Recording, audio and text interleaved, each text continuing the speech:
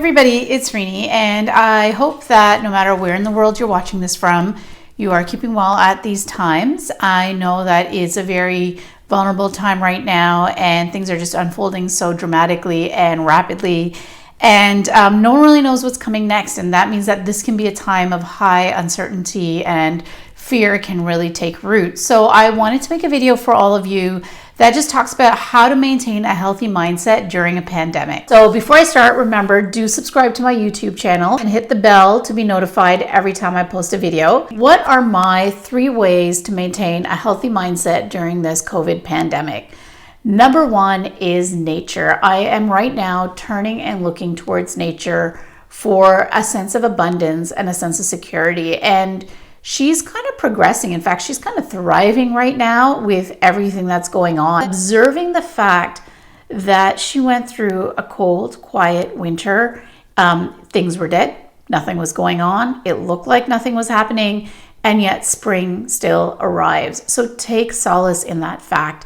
If you live in a place where you can, get out and take a walk. Take a walk in nature and just revel in the beauty all around. And if you can't get yourself out, one of the things I love to do is work with my herbs. I make herbal teas. This is a great time to be making immune boosting teas, and I've shared some links below to videos where I talk about recipes on how to make these teas. Second thing that I'm doing to maintain a healthy mindset during this pandemic is to reconnect with my body. Feel what's happening within when you're stretching or you're doing your workout or whatever it is you're doing. Take a time, slow it down, and do it in that manner. And if you don't work out and you don't do yoga, people are offering loads of free things online. Trainers are getting online and giving their classes for free. So this is a wonderful time to learn something for free from the comfort of your own home.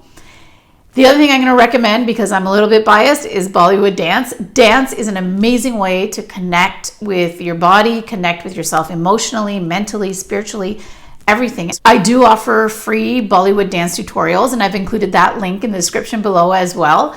But you can learn any kind of dance. Turn on a video and get silly and have some fun dancing. Another thing you can do to connect with your body right now is self-massage. This is a great time. Again, slow down. I've extended the length of my bedtime routine. I take more time to give myself an oil massage every night. And actually, I've also included a link below for an oil, a herb-infused oil that you can make, and just soak in that smell and enjoy that time. Take that time. And if massage isn't your thing, hop in a bath, take a couple showers a day, whatever it is to just keep yourself grounded and centered in your body right now. The third thing that I'm going to recommend is connecting with your soul. This is the time for soul connection. This is the time for shadow work. So a lot of things are going to become evident. A lot of the flaws in our system are becoming clear and shadows are coming to the surface. The shadows are also going to come to the surface within you. So this is going to happen to everyone on a personal level right now. Shadows are going to come up. We're stuck in our homes with our families. We have no escape from our soul and what it's trying to tell us. One of the ways that I suggest to get around this, obviously, number 1 is meditation. Meditating is key right now. Take out 5 minutes every day and just turn inward. If you've never meditated before, there's a few ways I'd recommend to get started. There's guided meditations, there's crystal bowls, complete silent meditations, or just kind of focusing on one sound over and over. An example a lot of people like to use is like the sound of an air conditioner, for example. As long as you're stilling your thoughts, because right now your thoughts can go nuts. There's a lot of anxiety in the air.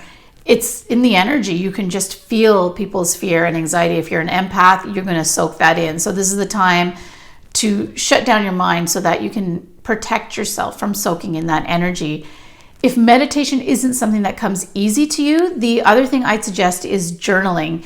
This is a great time to just journal everything out. Whatever is in your mind, whatever comes to you, you want to release that, right? So release that through journaling. The other thing I'd highly encourage is to just become more emotionally aware of the emotions that are rising in you, because when shadow work happens, emotions are going to be triggered and come up, and they're not necessarily what they appear as on the surface. And you might be feeling fear about what's to take place, or you might be having anger or a little bit of resentment towards the way other people are reacting to this pandemic.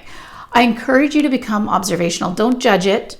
free of judgment. Try and understand what's going on for you on a deeper level and what is this trying to show you. Really important during this time to not allow negative emotions to take hold, because if you allow fear, anger, resentment, anxiety to take hold of your mind right now, you can go down a rabbit hole. There are many people posting things online, many things happening around you that are already in that energetic space. So turning inwards, turning into your soul for answers, for guidance, and for grounding is critical right now. So there you have it. 3 ways to maintain a healthy mindset: connect with nature, connect with your body, and connect with your soul. There are many gifts to be received when we choose to be still, when we choose to pause, when we choose to turn inwards, reconnect, and reflect. Right now, as a human race, we're entering a contraction phase, and I want you to think of this almost like a slingshot. We're pulling back so that we can be catapulted into some profound, amazing growth. And I talk about this in Moon Cycle Awareness. This is just simply part of a cycle. It's part of a larger human cycle where we're entering a contraction phase. It has to exist. Growth cannot exist without contraction. It's almost like we were at a full moon phase as a human race, and we're now going into that waning moon phase. And if you want to learn more about this, I do talk more in detail in my course on moon cycle alignment, and I have included a link in the description below to register for that course. I initially planned to launch the course April 2020, but I have opened up registration now at a heavily discounted price. So if you want to get in, now is a good time. The gist of it is basically this, that it's necessary. It's a necessary part of the cycle to take the time to reconnect and to turn inwards. And the more that you resist that, the more painful that this is going to be. So if you want to ease that pain, ease your fear, ease your anxiety, then just go into the stillness and kind of flow with it. Resistance is only going to cause it to become more dramatic and more difficult. I hope that you all stay well and healthy through this. We are going to get through this. Thank you all for watching. Sending you all much love. Stay well, stay healthy, and do subscribe to my channel. Hit the bell so you can be notified every time I post a video. And do hang out with me on Instagram and Facebook.